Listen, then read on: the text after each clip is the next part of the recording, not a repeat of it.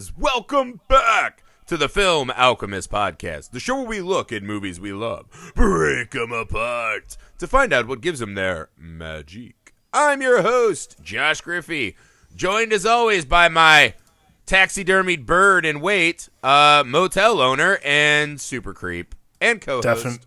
Alex Dandino. Did that cover it? That's the full spectrum? That's the gamut, I think. Yeah, that essentially sums it up. All right. All right, guys, as you remember this month, the pod is a madman. That's our first half. So we're doing 5 movies that place us, the audience, in the POV of a madman. Today we will be talking about the Alfred Hitchcock classic, Psycho.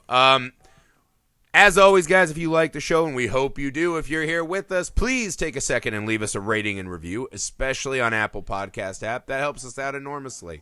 You can find us on all social medias where you guys are at. We want to hear from you. We want to talk to you. FilmAlchemistPod@gmail.com if you care to email us.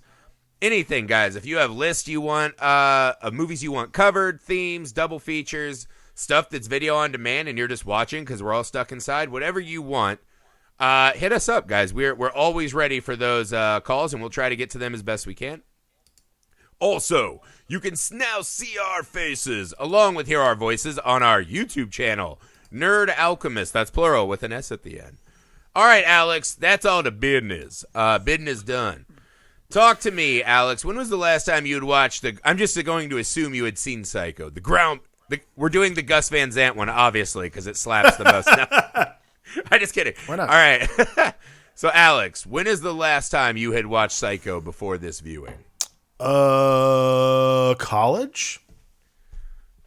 Maybe? No. No, it was probably like 3 or 4 years ago, actually. I just watched it on like a whim. It's just one of those things that pops up over like every other 6 months. They do like all of the Hitchcock movies on some streaming platform. I think I was just like, oh man, I haven't seen Psycho in a long time. So I watched Psycho. Yeah, man. I went on a Hitchcock bender for a long time, and I still check in from time to time, but I was struck by Psycho's not the one that I go back and revisit very often. And rewatching it today, I feel like I always undersell this movie, right? Because it truly is maybe the most Hitchcockian film that he ever made, if that makes sense, because almost the entire narrative works as a red herring, right? Yeah. And I think that part of it works so well to just drop the fucking hammer on an audience. And I was doing a lot of reading today, and I think it's impossible for audiences in today's world to take ourselves back to when this movie came out and imagine how it affected audiences of that day. Because we're all so used to and so desensitized to these kinds of stories and these characters. Right. And it's so funny how I watched it today and I was just stunned at how masterfully laid out this movie is. It's I don't know. I was shocked because again, it's never the one I go back to. It might be the 6th or 7th Hitchcock movie I think of, and that's a crying shame. You know, it's The Birds is always the first one I go watch just because I think The Birds was just bananas. In a good way. Like, it's one of those things that I really enjoy watching. But I will be on Front Street. That is probably my least favorite Hitchcock movie. I don't know why, because it should be perfectly up my alley. Well, no, I mean, like it's fucking bonkers. Like, you really have crazy. to commit to. I just never have gotten over the fact you're like, I feel like I could beat up birds. Yeah, I mean, like unless you're talking like talons, like Napoleon Dynamite, right? Do they have like razor talons? Without that, you're like, how many birds would it take? Like, how many pigeons would it take to take me or you down? We're pretty hefty guys. Well, I mean, I don't think that's what that's about. But in any sense, I mean, to me, like, I think the thing that's always interesting to me is like, Psycho is such a fascinating example of a movie that is actually, like, to its core, like, really simple. Like, not a lot happens in this movie.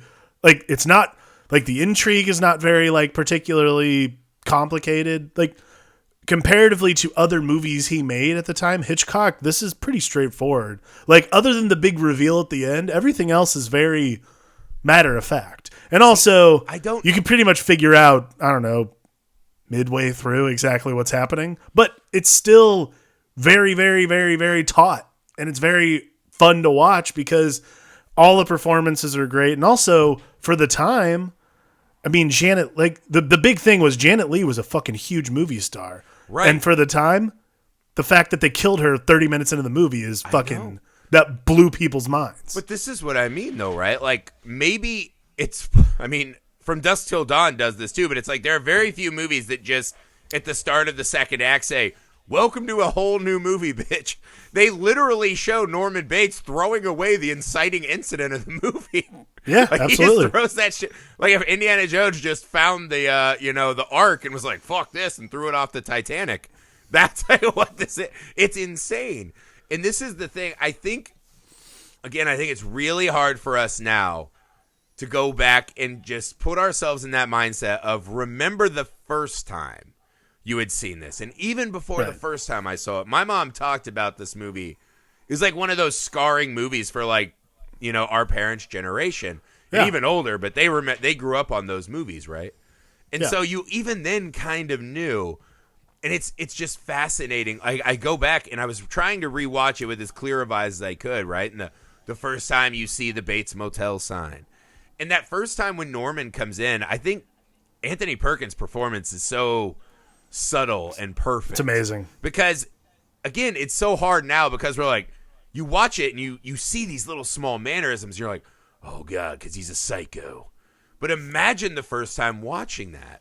Right. And not realizing what you were about. I mean, this, again, was before we had a really clear terminology for serial killers. And right. I know we had talked about this on the last show that Psycho gets knocked for the ending just laying out the story.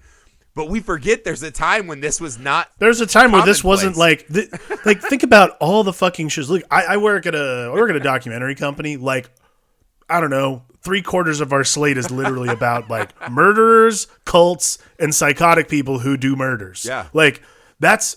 Like, there was a time where we didn't have this mass consumption of, like, murder porn. Mm-hmm. So not everyone knew every single facet of psychology. Like, not everyone was some fucking armchair psychologist like, yes, of course. Right. Now I know what's happening. Like, that's the best part about, like, to me, that's what makes this movie authentically 60s. Because, look, even if you go back and pretend like you hadn't seen it before, like, to me, the reason this movie is great and the reason it's probably one of his best films is simply because it's still powerful no matter when you watch it. Like, I watch it when I was a kid. I watched it when I was in college. I watched it a couple years ago. I watched it again now, and it still is like the tension is still there, man. Yeah. But that ending is to me like what makes it such an authentic movie for the time because no one fucking knew anything about this. Like, imagine that was like whenever I saw that ending to me, I was like, imagine being Hitchcock. Or like Robert Bloch wrote the book. But imagine being like Robert Bloch or Joe Stefano, like people who are writing this movie and sitting there and thinking to themselves like, how do I explain someone who kills their mother and like, oh, by the way, fucking spoiler alert, kills their mother and then like assumes her identity? How do I explain that to an audience without it being just like a bunch of like jargon? Like that to me is like the best part. He's not a transvestite or pervert, right? Right. So like, exactly. Let's not be gross about it. He's just a serial woman murderer. It was so funny. But I was like, and it's fascinating. I know it gets ripped on a lot for that. The other thing I think this movie takes some heat for, right, is I think there are some knocks that, the opening is a little too dry, right? So I was watching this time. I actually found it really interesting, man. There's a lot of, first off, once the score starts and it has those kind of frantic credits, it's like you said, my heart was already racing watching it. It just puts you right back in that like, oh my God, everything's uncomfortable and it's coming and piecing together. It was just strange. It's the best. I mean, it's an incredible, again, this movie, I think Psycho might be one of the greatest movies we've watched for this particular pod. This movie is film alchemy at its finest. Yeah. Like, every single piece of this movie comes together into this, like, just bubbling stew of awesomeness. Yeah. And, like, from the jump, man, like, those opening credits are perfect. Like, that's the opening credit sequence you're like, that's the credit sequence I wanted. That's the first shot I wanted. This is the main character I wanted. Oh, my God. Like, it's bananas, man. And it's amazing. There are so many techniques he's using, too, that sets us up. Like, this is the one I think about today I was struck by. I know Hitchcock's the master of suspense, and I've read all his books and whatever. This movie to me might be the most spot on as far as his techniques and how he rope-a-dopes us. Right, like we literally start off with Janet Leigh laying on the bed, almost like helpless prey, right, and just this kind of like guy with his cock right by her face. Hey, what's up? And you're already like, and then but there's this series of we see that. And then the old man leaning over her on her desk. A lot of close-ups of the men faces. Mm-hmm. So you see these men like lording over her and oppressing and coming down upon her, right? So that when we get to Norman Bates, you're like, oh, look at this little string bean, right? This little Ichabod Crane looking motherfucker. Right. And it just so disarms you, right? But the whole movie is setting you up with this amazing series of tricks, right? There's so much little photography tricks that set us up.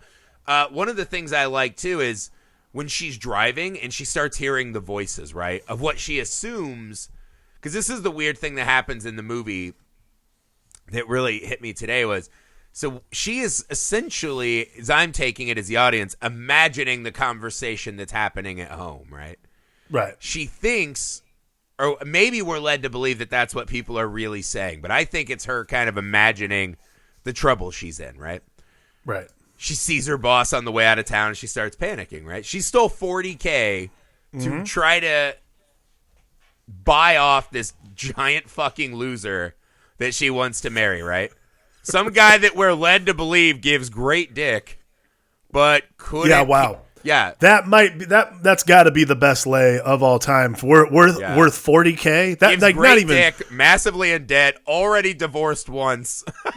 not even the best hookers do $40K for the lay. Yeah. Like that's an insane amount of dick. I know it was a different era, but in today's era, imagine this guy with flat-billed hats, tribal tattoos, very heavy scented jewels. I was gonna say, I smell a lot of Axe body spray on this guy. So much Axe body spray. Right? But back then, he looks classy, right? This is kind of like masking of time. Even douches back then wore suits, right? Right. But so she makes this horrendous decision, right?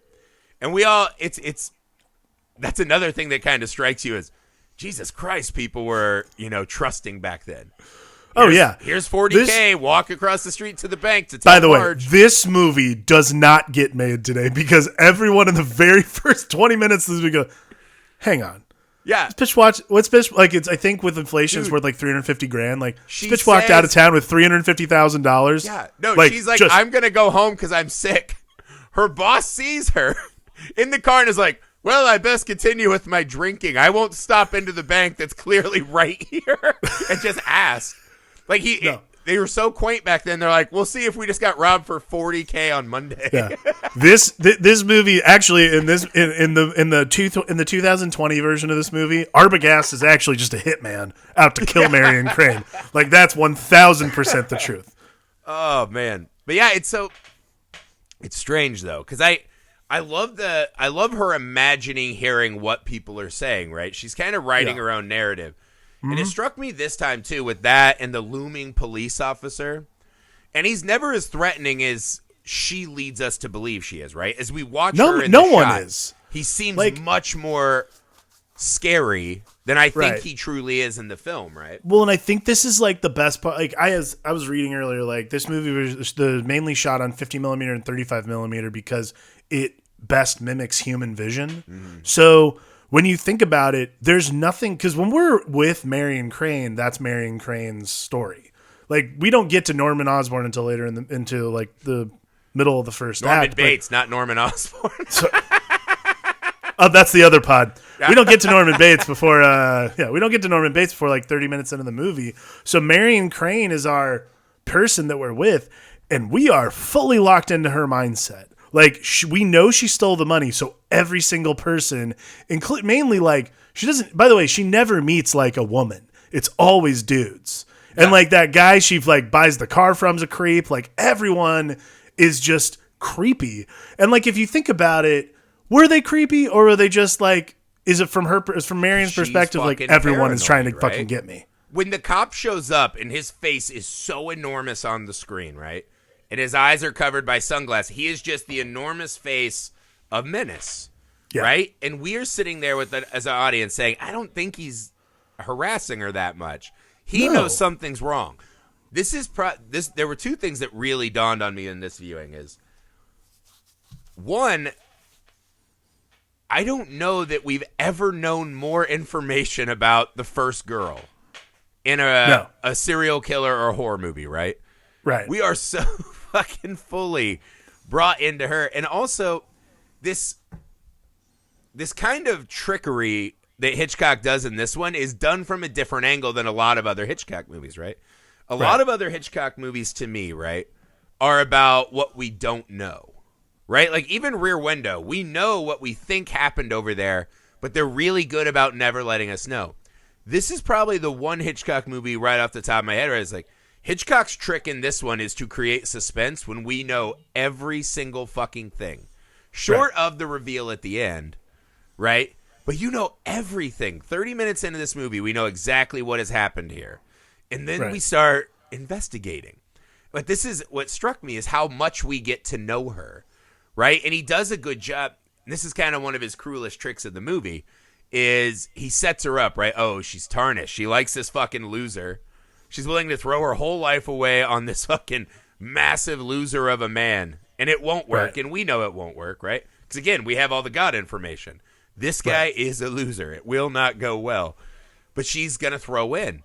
And so as we sit there and we're thrown back and forth and her kind of overestimating everything, when we meet Norman and things are very weird about him, we're like, oh, she's imagining it again, right? Right. So they've disarmed us with these other more aggressive men, and now this kind of quaint little bird guy walks in, and we bring it back. We're like, all right, it's cool. But then this was the part that I forgot that she said she was going to take the money back. Oh, yeah. Wow. Me too. Isn't that insane? Because to me, it's a classic. I used to be a writer on a TV show called 1,000 Ways to Die, right? And one of our rules was you can only kill flawed or kind of bad people, right? The producer, I think, said it best is no one wants to watch a soccer mom who's really good. She picked up the groceries, did the laundry, picking up the third kid from practice like a perfect mom, and then a fire hydrant, rockets through her face and kills her in her minivan. Right? Like, that's not something people are like, oh, that sucks. But then if you're like, oh, this guy, is a cheater and blah, blah, like, then you can kill him away, right?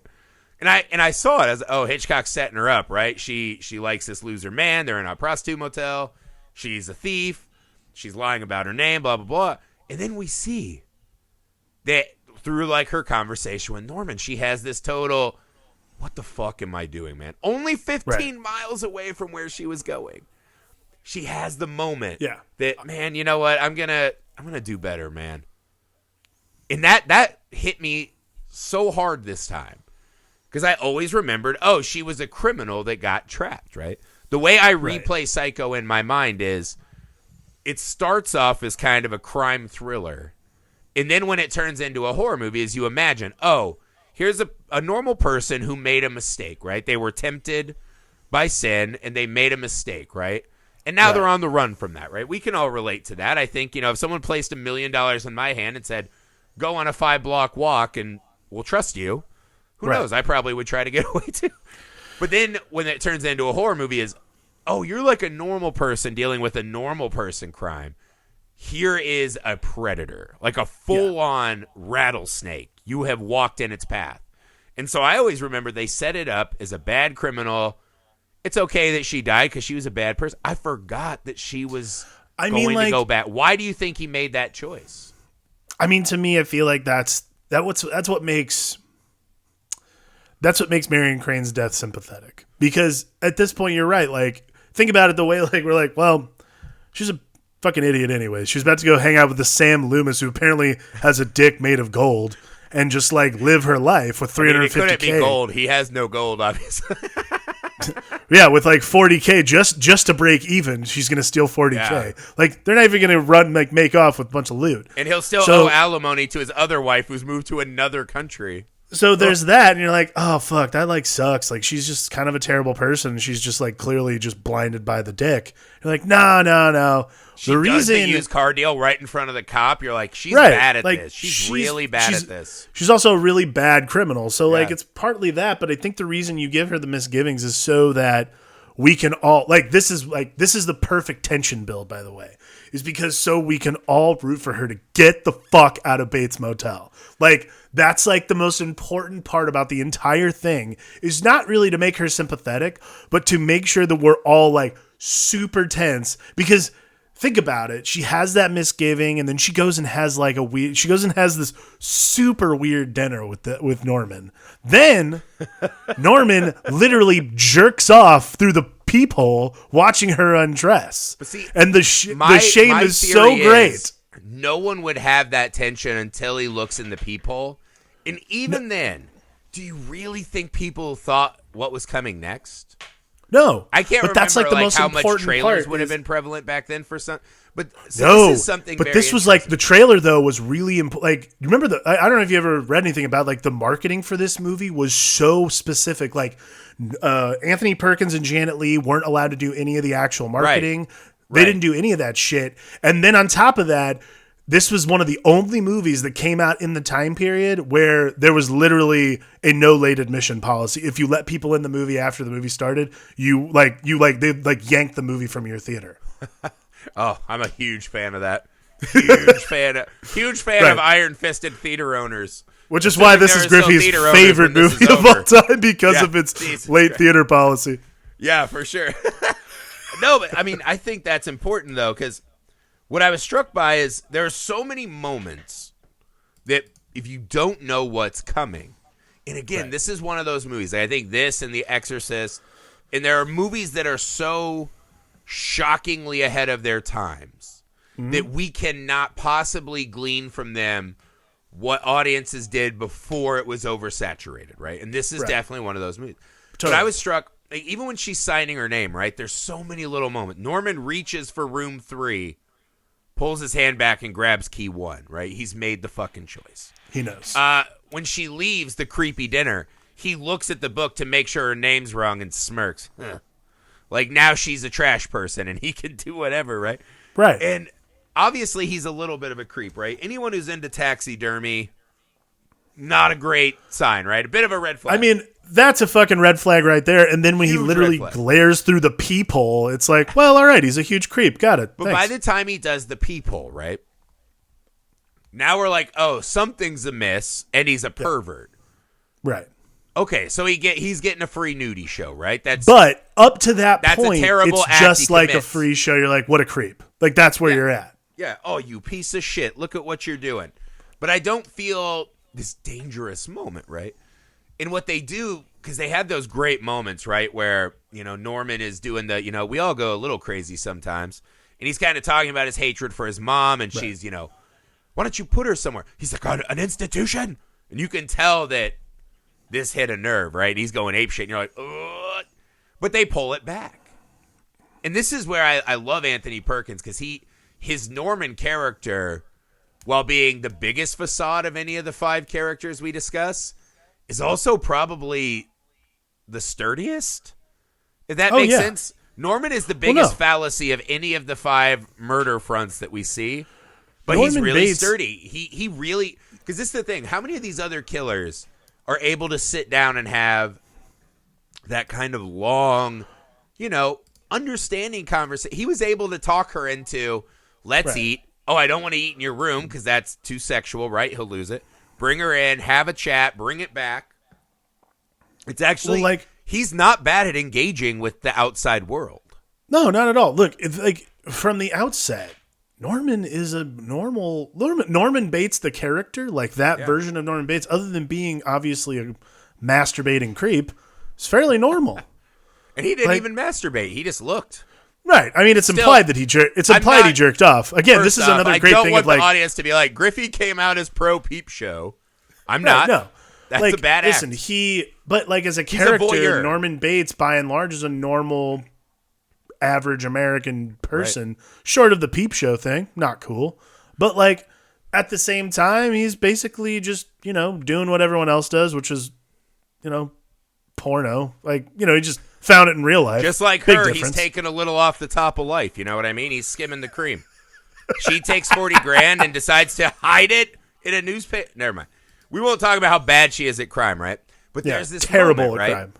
there are two moments in this sequence before the famous shower scene that I thought were very interesting. One is there's no possible way that Janet Leigh hears them arguing all the way up at the house. Norman's performative acting, right? Because it struck me is she's hearing it and it has the same kind of ethereal tone as the argument she's hearing in her head as she's driving away. Right. And so I was like, oh, fuck. Did she hear a lot of that? Is she making some of that up herself? Is Janet Leigh part of this delusion at the start of it, right? I thought that was very strange. If you guys watch it, go back and rewatch that scene. There's no fucking possible human way she hears crystal clear that argument while he's making sandwiches in the kitchen. Right? About, she's a dirty whore, Norman. A whore, Norman. Right? Best impression ever. I love it, right? It was so good. But when he comes down, right, the second fascinating moment is the way they walk Norman all the way into the kitchen, which is way in the fucking back of the house. And he sits at the chair with his glass of milk like a defeated child, right? And he's kind of blocked in by these big walls and this big door frame, right?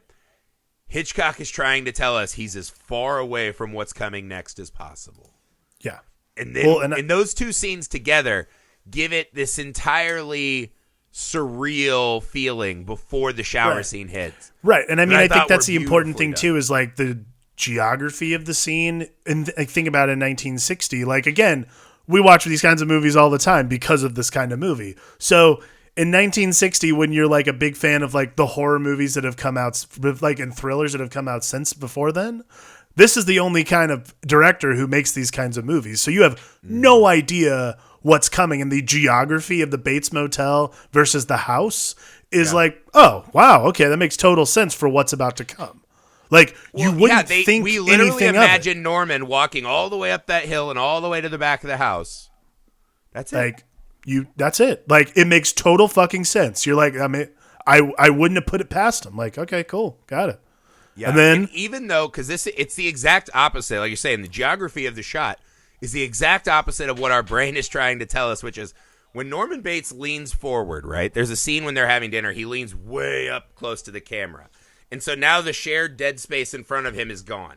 And he's all the way at the front of the camera, right? And he's leaning in. Now his face looks like the other threatening men in her life that she's seen. But we still don't take it because he slides back, right? And then we see him walk far. He does the, oh, we're all caught in traps. A boy's best friend is his mother. You should be like, red fucking flag, red fucking flag. But we don't. And this is, I really honestly would like to know, what do you think the percentage of people that knew it was Norman Bates in that outfit when that movie hit, right? Like, not read the book or whatever. Do you think that people of the time, that Hitchcock did a good enough job of fooling people? By the time I'd seen it for the first time, I already knew the twist. Right, me too. No, I don't think anyone knew.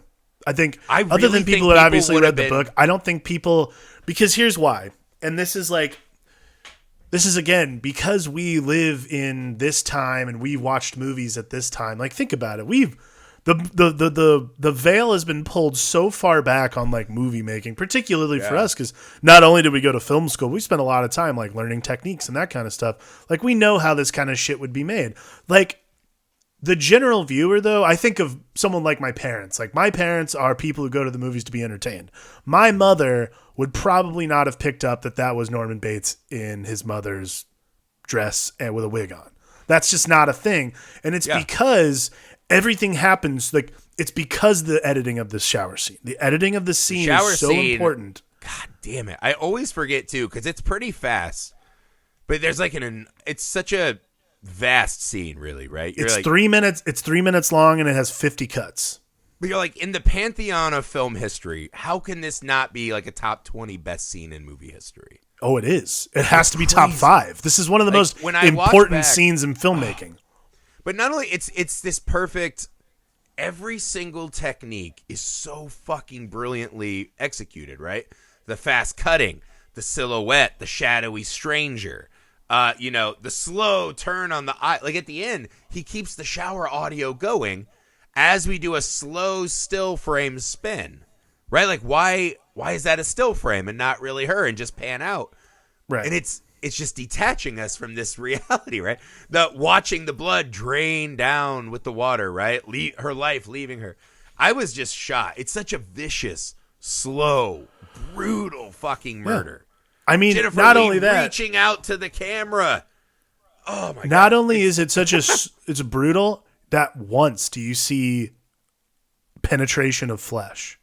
That's like the real that's the real trick of this entire scene is not and a single moment. Music. It's like the perfect the music, the angles, like the real fear and terror is simply that you never actually see what he did to her. You just assume you see a knife, you see a body, you see a shower, you see blood. So your brain does all the work that 50 cuts doesn't have to, which simply says, man, he stabbed the shit out of her.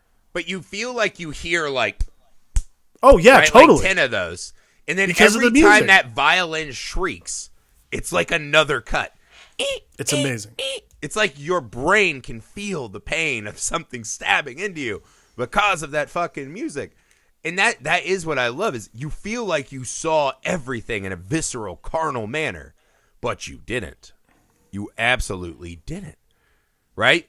Oh man, I'm sure there's nothing we can say that has, I mean, that's like Zapruder film level broken down, I'm sure. Right. But I was stunned. Every time I see that scene, I forget. It's like that. Yeah. And the symphony scene in the Albert Hall and The Man Who Knew Too Much. Yep. Right? Like, oh, those are like the Hitchcock scenes I'm blown away by when I re-see them again. Yeah. But this one is really like all-time stunning. I will say, though, there's definitely a clue that it was Norman. And I don't know, again, if many people would have picked it up at the time without having the foreknowledge, right? I don't think I did either, obviously. But when Norman's cleaning up, right, I was struck by that, too, is how the scene of Norman cleaning up after what his mom did is equally as scary to me as the act of killing. Oh, yeah. Because now it's just this, it's insane to me, like just watching him clean in a suit and not sweating, how easily we can just disappear. How easily a crime and a human being can just be gone from the world. Right. And it's so fucking scary to me. I never was really scared by that scene before.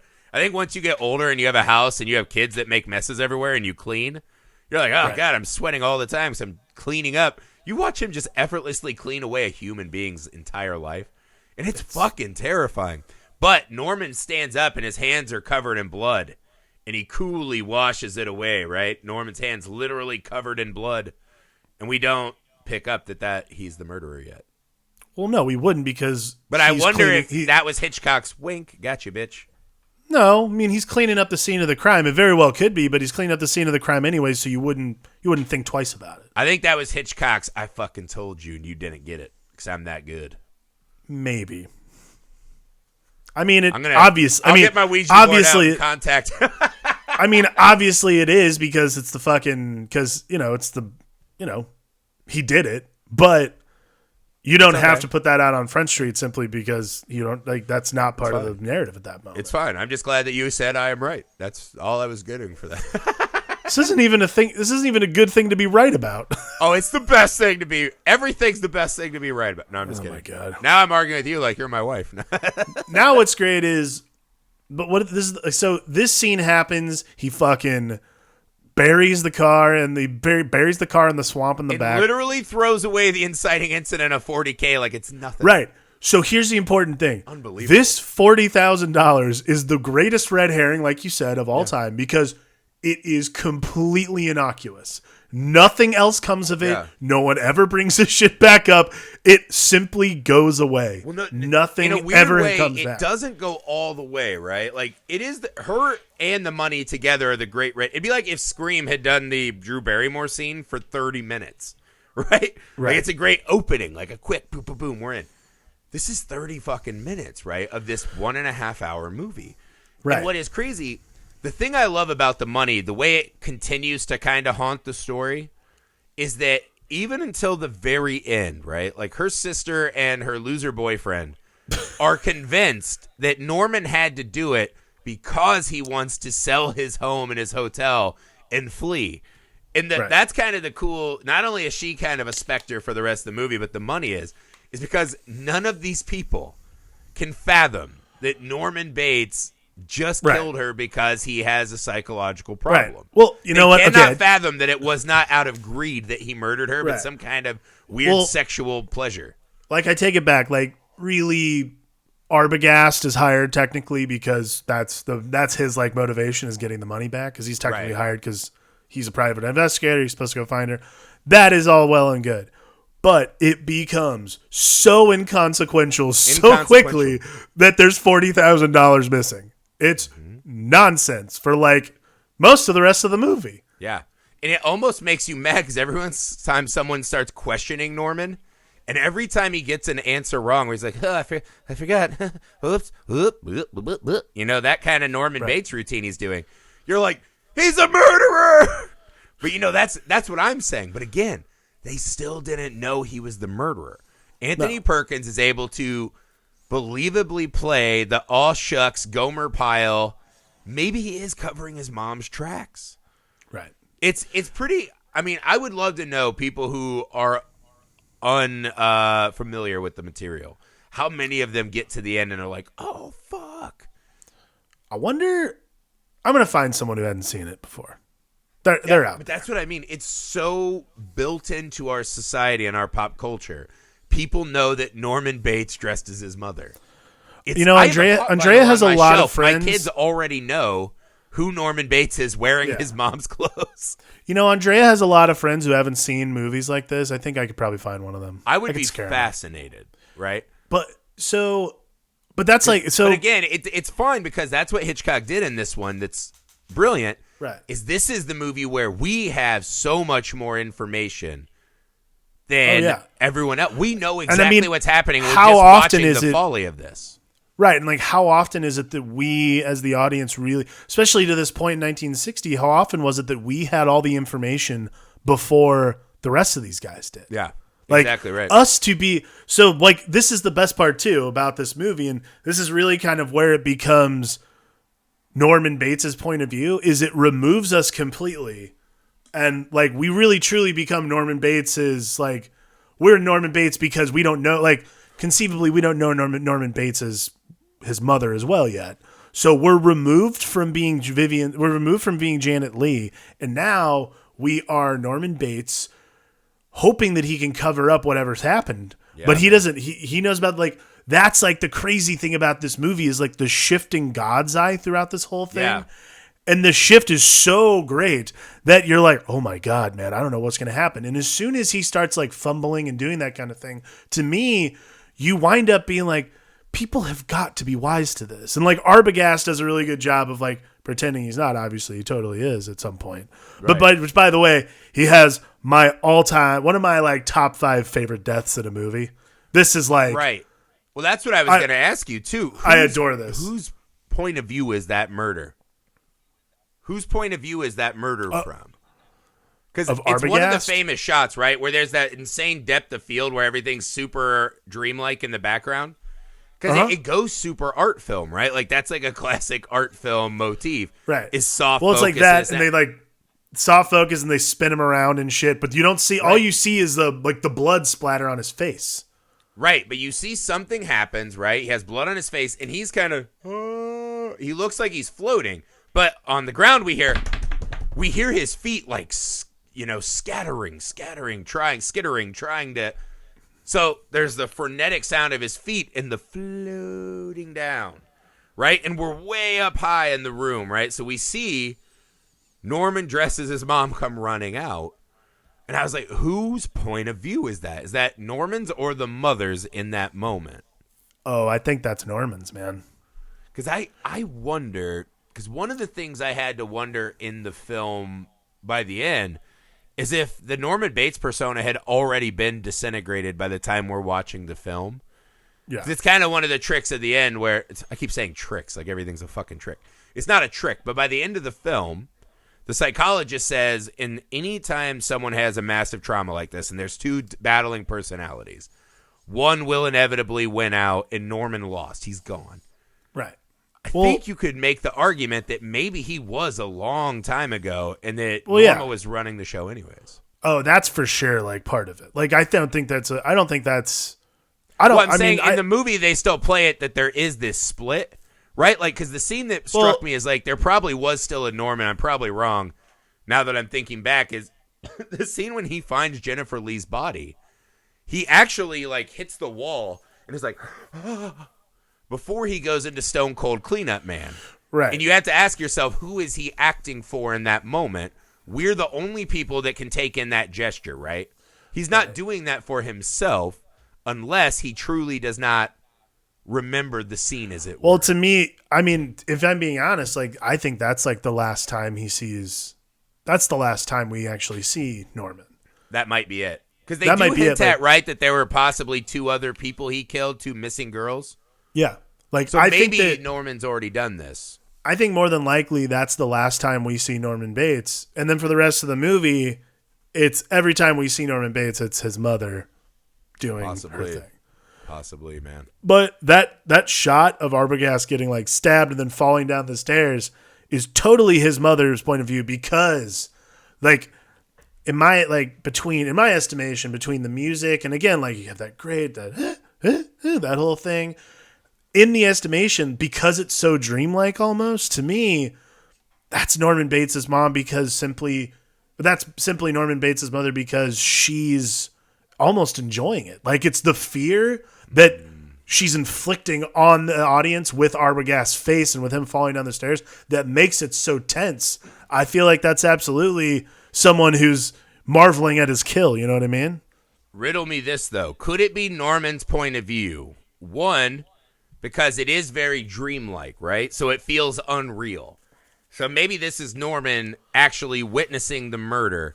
And because it's not a young woman that his mom would be jealous of, it's a man.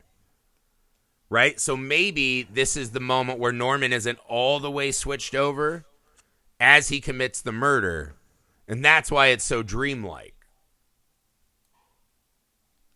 Okay, I could give you that. Because Norman's mom kills women, right? So in the frenzy killing of the mom, or like Janet Leigh, right? So much more ferocious. She kind of, and also that's the weird thing. It looks like she's not moving except for that arm, right? This one is a little different. It's a quicker, ha-ha.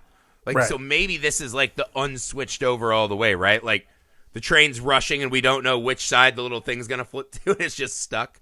They do that a lot. Maybe that's why it was Norman's point of view.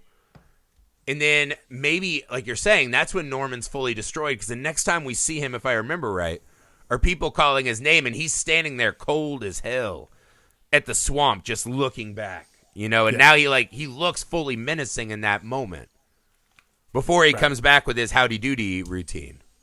Right. I mean, I think you could see it either way. Personally, I mean, I think it depends on how you want to watch the movie. More than anything. Yeah, it's just and that's one of those things when you see something like that, you're like, what a choice. And there's a very specific reason things. That was not just Hitchcock on the day being like, that might look kick-ass. Right? No. So I'm always like, what is the inference I'm supposed to make? Right. And it could be, because Norma, it depends on who you think the dominant personality is at the time, I think. Right. Because whoever's dominant, I would assume it was the other person's point of view. Right.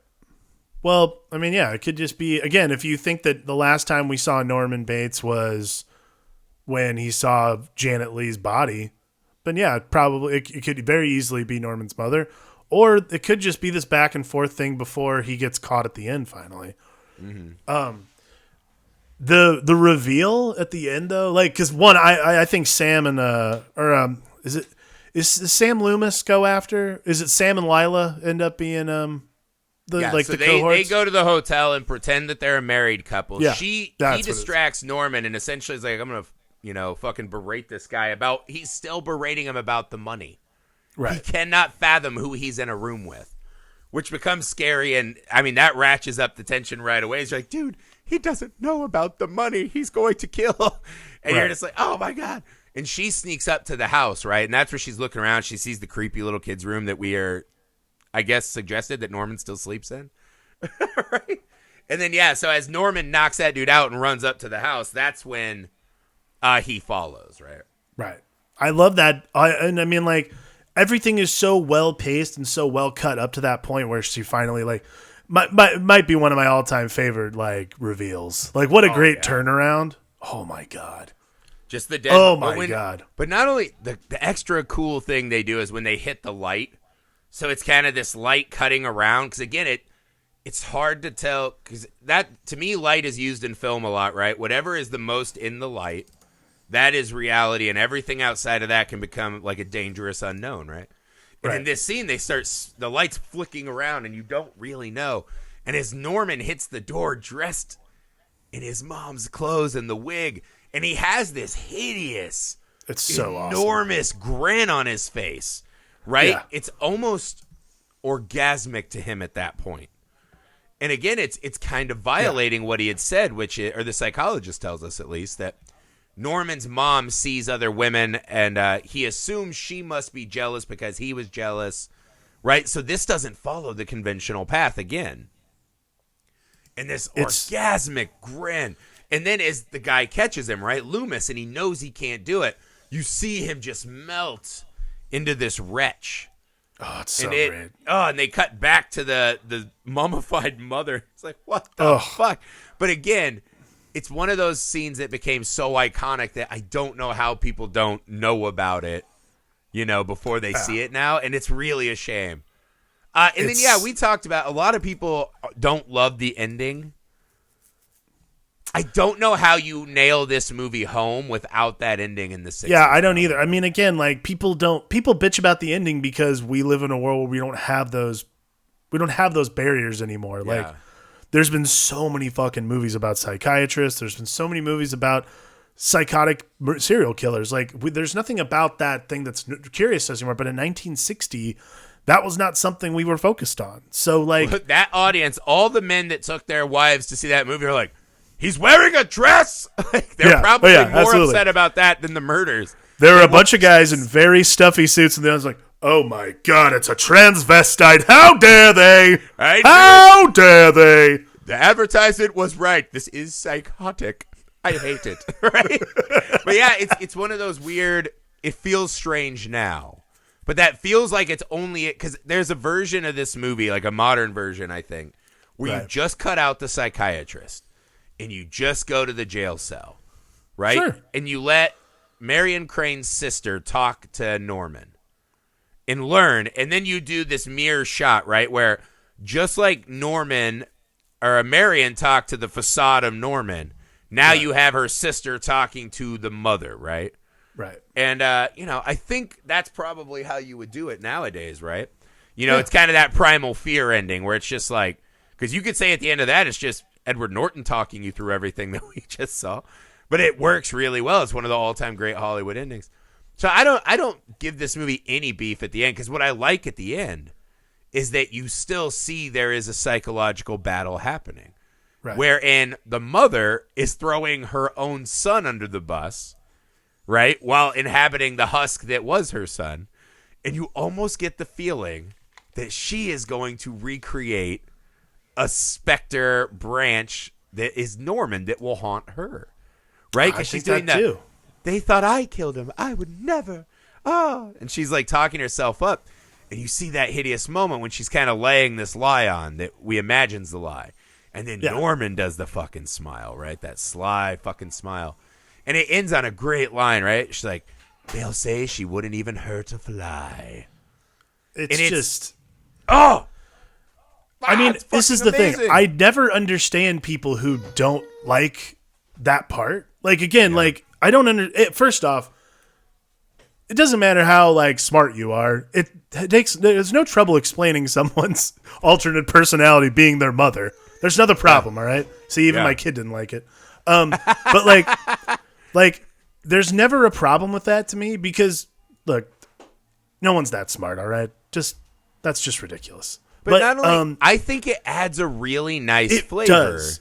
It's a really nice, again, it's a whole room of people, and what I like about it is they still keep talking about the mother and, the money, all these other things. They still cannot wrap their mind around the deviant depths that Norman Bates occupies. They're still talking about who got the money. When they say that at the end, it's like, oh, okay, so this scene still has a lot of value to me. Because there's one guy, and his whole job is, like, understanding these gray areas. And he's like, guys, it's not about the money. The swamp got the money, right? Yeah. And so we're doing that where he's trying to tell these people in the room and the audience, again, you guys are focused on the crime of the money, the crime of, oh, he poisoned his mother and this other guy, right? Because, and again, that's kind of a crime of passion thing that we can understand, right? Not acceptable, but, you know, you get crime of passion, right? What's happening the moment that Marion Crane checks in is this, again, there's evil and things we think are wrong and sins, and there's being a cheater, you know, stealing money, whatever. There is pure evil in this world that is just lurking. Right. And it could be the unassuming, mousy, bird-like man that you just met, right? Right as you're about to turn good. And that's what becomes scary about Norman is Norman, again, because we learned that he exists less than the other mask of the killers, but Norman is really good at fitting into society. Yeah. The sheriff doesn't even want to bother him because he knows he's a good guy. He's just a guy around town. He chats everyone up pretty effortlessly, right? Which becomes scary when you realize how thin it is. And that final scene in the cell, to me, brings it back. If you don't get that scene, maybe I would be upset at the ending. Yeah, I think it shows an unnatural like not swatting a fly because you think that'll trick people into thinking you're good. And the mom's voice and the smile, that's so unnatural and sadistic that it works. It puts me right back where I need to be at the end. The final look into the camera is so important. Like, yeah, you could cut out the psychoanalytics, but it gives you a nice buffer before you get into that beat. And that beat is so important, and that's what closes out the movie. You're like, holy shit, this is not the end at all. Like, he's not like he got caught and he's snapping out of it, which I think is like, and not just because this movie got mad sequels. Yeah, like in 1960, it's not because he was just like, oh yeah, of course, oh my god, my poor brain, I'm a deviant. Like, that's not what this movie's about. It's literally just about a guy who's broken inside. Yeah. Well, it's also about the fact of they didn't defeat him. That you don't defeat evil, there's still evil out there lurking. You know what I mean? Mm-hmm. That becomes truly terrifying in this movie. It was, oh God, dude, I fucking love this movie so much. It really is. And that's what I was struck by, how fucking brilliant this movie is and how often I forget that it's brilliant. And that to me is, I don't know why. Because, again, I go check in with Rear Window. I go check in with Frenzy's one I really like, Rope. There are a couple of Hitchcock flicks that The Man Who Knew Too Much, right? I really like a couple of these Hitchcock flicks, and I feel like I check in with those more often. I don't know why. Psycho's just like... and I think that's the weird thing, too, is this is the movie that kind of went through the threshold and almost gave us an entire new genre. Right. There had been Mad Men. There had been killers. But this is the movie, I think after Psycho is when people are, I want to make that fucking movie. Like, the next movie we'll be discussing this week is Henry, Portrait of a Serial Killer. And again, I think movies like that directly come from Psycho, right? Every movie after Psycho is a branch off of that tree, right? And we talked about Fritz Lang made M in the 30s. But you didn't see an enormous amount of serial killer, child murderer, psychosis films that are really popular between those two movies. Psycho became such a smash hit and a cultural phenomenon that I think it then gave us all of these amazing fucking Madman movies that we now enjoy so often. Right. Well, I mean, I think that's the most important thing about Psycho's legacy is that it sort of unlocked this thing in our brains that I didn't think we all had, that I don't think any, like, the American psychosis didn't know it had there. So as soon as you unlock it, it just unleashed this torrent of these kinds of movies. And not only these kinds of movies, but these kinds of movies being completely acceptable. Yeah. Because, I mean, think about it. This movie made in like the 40s if this movie was made in the 40s, this is a B movie. And this thing got buried. This movie becomes like one of those like, oh, did you ever see this? It's really kind of a classic. You know? I would be fascinated to look at like what were the other great serial killer madman movies between those two that I just have not found. There's always weirder, more boundary pushing movies than you remember.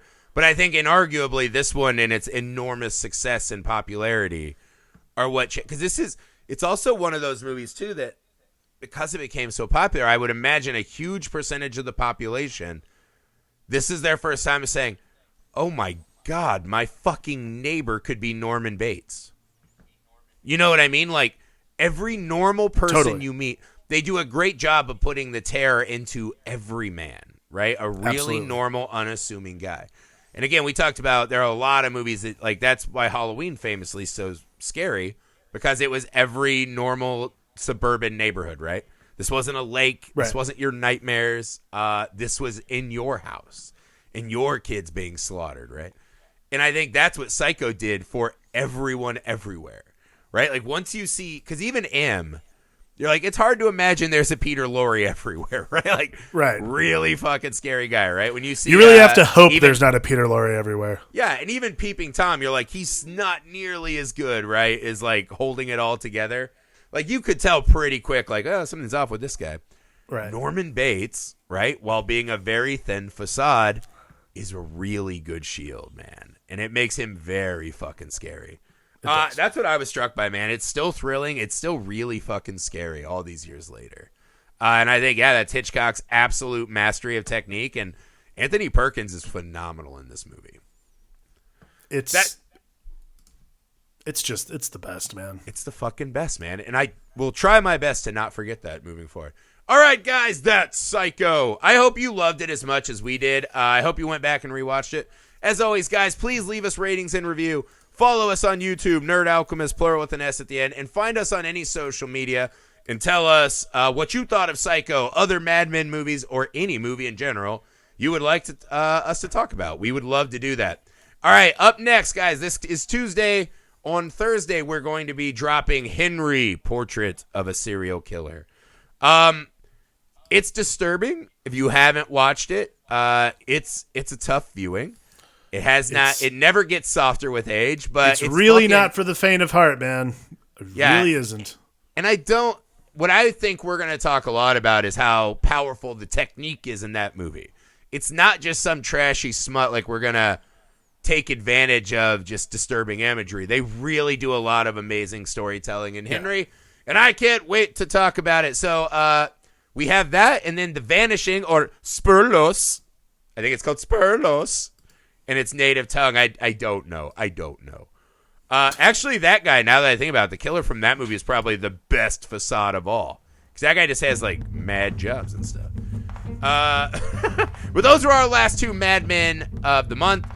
We will also, this month, be doing The Pod Is Held Captive. Got a lot of good choices for you. Some other cool stuff coming up. And as always, tell us what you want to hear. For the Film Alchemist, I'm Josh Griffey. I'm Alex Tantino.